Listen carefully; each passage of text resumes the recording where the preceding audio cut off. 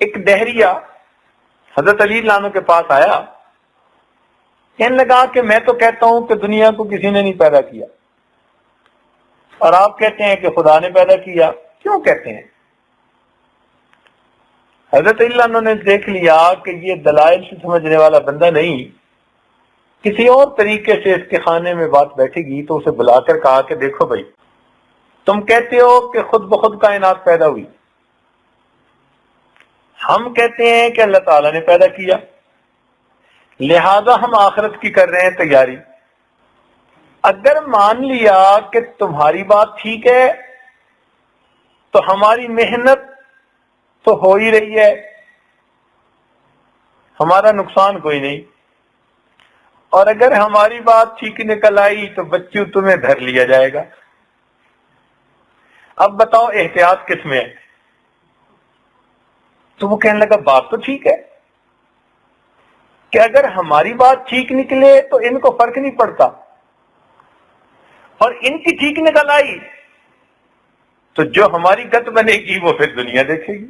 تو مومن کو تو اس پر یقین ہے، ہم تو مان چکے، ایمان لا چکے کہ نبی علیہ الصلوۃ والسلام اللہ تعالیٰ کی طرف سے جو لے کر آئے وہ سب کچھ سچ ہے، ہم اس کی تصدیق کرتے ہیں، لہذا اس دن کی تیاری کرنی ہے۔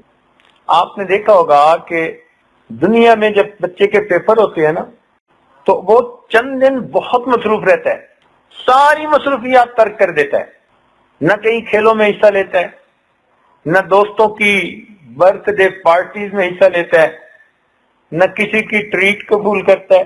وہ کہتا ہے جی میرا امتحان ہے، ماں باپ کو بھی کہتا ہے جی مجھے ڈسٹرب نہ کریں، تھوڑا کھاتا ہے، تھوڑا پیتا ہے، تھوڑا سوتا ہے، زیادہ سے زیادہ وقت اپنی پڑھائی میں لگاتا ہے۔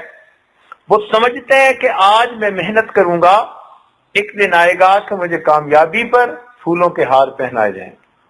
پھر جب امتحان کا دن آتا ہے تو ایک اس کا اے پیپر ہوتا ہے اور ایک اس کا بی پیپر ہوتا ہے، اس کے بعد اس کا رزلٹ نکلتا ہے۔ مومن کے ساتھ یہی معاملہ کہ مومن دنیا میں اس امتحان کے لیے تیاری کر رہا ہے، وہ اس دنیا میں اپنی خواہشات کو گھٹاتا ہے،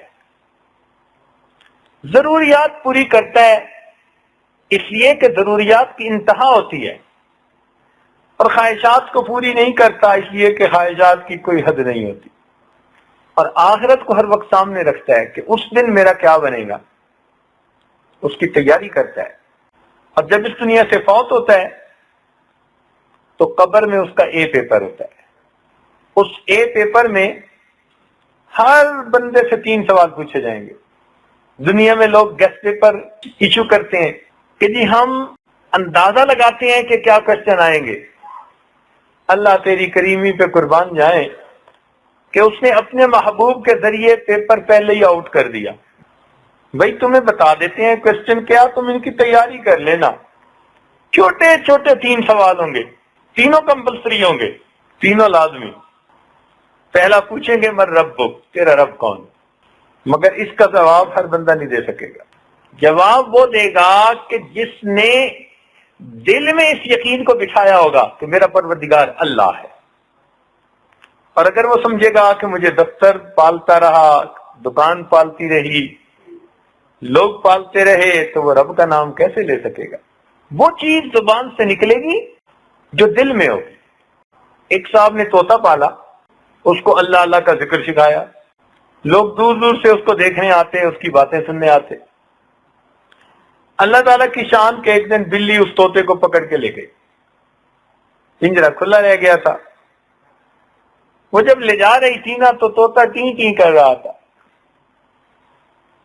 اس کو دکھ تو بڑا ہوا، میری محنت بیکار گئی۔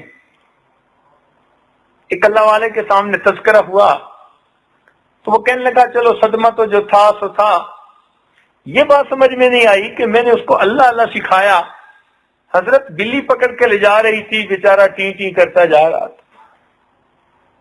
ان بزرگوں نے کہا کہ بات یہ ہے اس کی زبان پر کلمہ تھا، اس کے دل میں ٹیں ٹیں تھی۔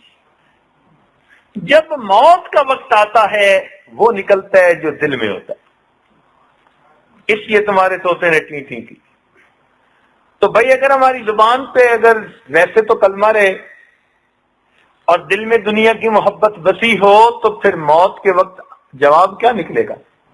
اس لیے اس یقین کو دل میں بٹھانے کی ضرورت ہے کہ ہم نوکری سے نہیں پل رہے، ہم کارخانے سے نہیں پل رہے، دفتر سے نہیں پل رہے، بزنس سے نہیں پل رہے، ہمیں پالنے والا پروردگار ہے۔ دوسرا سوال ہوگا من نبیو، تیرے نبی علیہ السلام کون ہے؟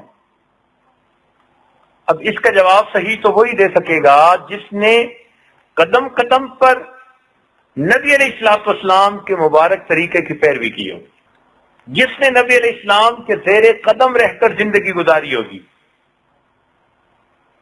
کھانے میں، پینے میں، لباس میں، طعام میں، قیام میں، ہر چیز میں جس نے نبی علیہ السلام کے طریقے کو اپنایا ہوگا تو وہ انسان کہے گا کہ میرے نبی علیہ السلام اللہ کے محبوب ہیں۔ اور تیسرا سوال ہوگا کہ ما دینک، تیرا دین کون سا تھا؟ اللہ والوں نے محنت کی ہوتی ہے، ان کے پھر آگے سے حساب بھی اور ہوتے ہیں، موت بھی شان سے آتی ہے۔ حدیث پاک میں آتا ہے کہ جو بندہ باقاعدگی کے ساتھ مسواک کرتا ہے، اللہ تعالیٰ ملک الموت کو بھیجتے ہیں، وہ اس سے شیطان کو مار کر دور بھگا دیتے ہیں اور اس بندے کو بتا دیتے ہیں کہ تیرا وقت قریب ہے، تو کلمہ پڑھ لے۔ اب یہ کتنی بڑی نعمت ہے کہ شیطان کو مار کر دور بھگائیں اور کلمہ یاد دلائیں۔